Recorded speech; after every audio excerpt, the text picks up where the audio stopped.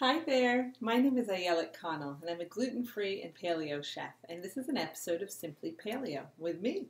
Today we're going to be making hot chocolate, but the paleo way. We're going to make it dairy-free and free of any refined sugar, and it's still delicious and incredibly decadent. Then we're going to use raw cacao powder for the chocolate. And then, because I recently did a Simply Paleo episode on how to make naturally sweetened marshmallows, we're going to be adding some mini marshmallows to our hot chocolate. Woohoo! So I'm really excited about this episode. And this is such a simple recipe, so easy to make. There's a lot of wintry weekend mornings that my kids get up and say, "Mom, I want some hot cocoa." And it's such a quick recipe to do on the stove. So today we're using an induction plate because my kitchen is over there and my video doesn't work so well in there. So we're going to be doing it here. And we're going to get the induction plate on medium to low, and we're going to put in some milk, but milk substitute. I like to use hemp milk. Let's pour it in and then I'll talk a little bit about what hemp milk is.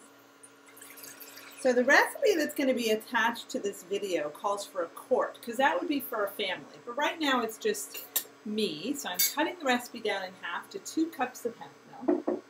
But essentially, you can use any milk substitute. You can use a nut milk. You can use coconut milk. But I like to use hemp milk because in my family we have some coconut allergies and some nut sensitivities. So hemp milk is essentially milk made from a hemp seed.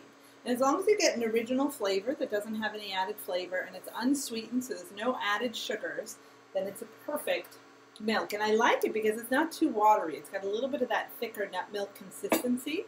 So we've got our 2 cups of milk in here.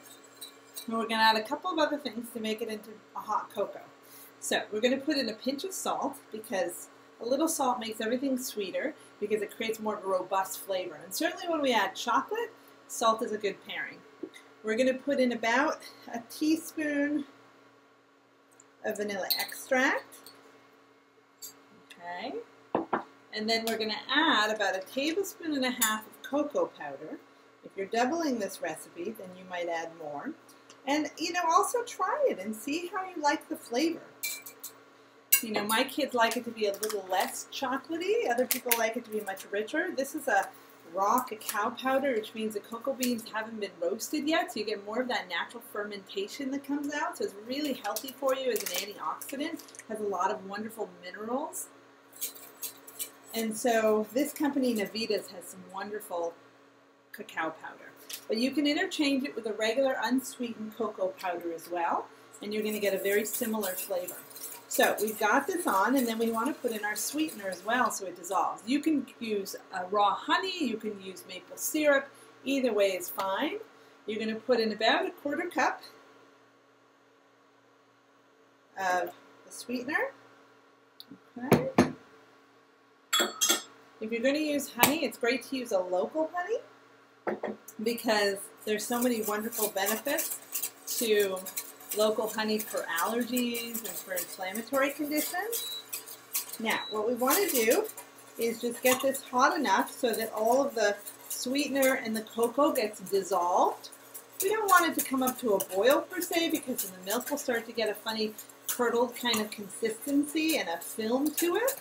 We just want to be able to get everything dissolved, and then you can serve it as hot or as warm as you prefer. In my family, we like warm cocoa because, of course, they're little kids, and for me also, I like not to burn my tongue.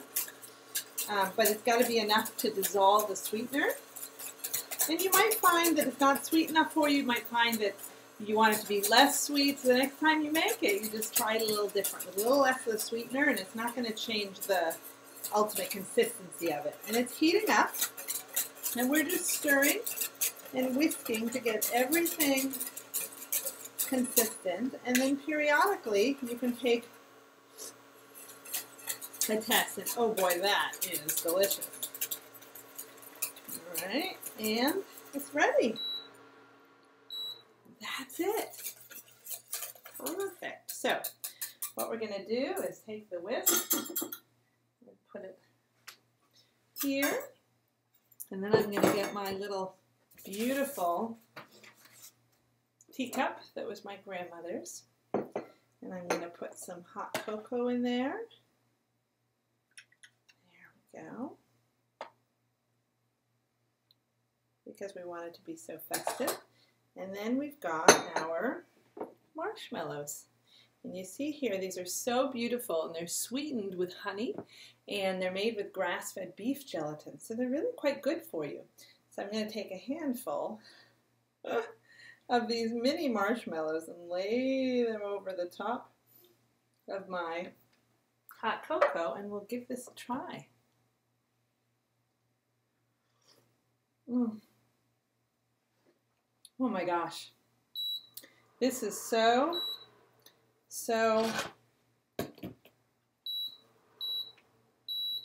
chocolatey and rich, and it's not overly bitter because of course there's a sweetener in there.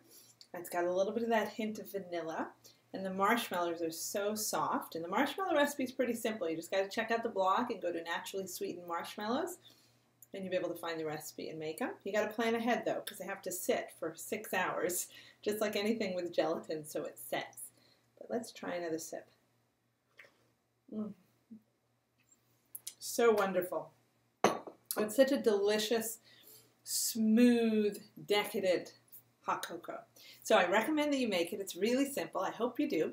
And as always, I'd love to hear from you. So any wish lists, cravings, ideas, questions, you can email me at my website at www.simplypaleo.com.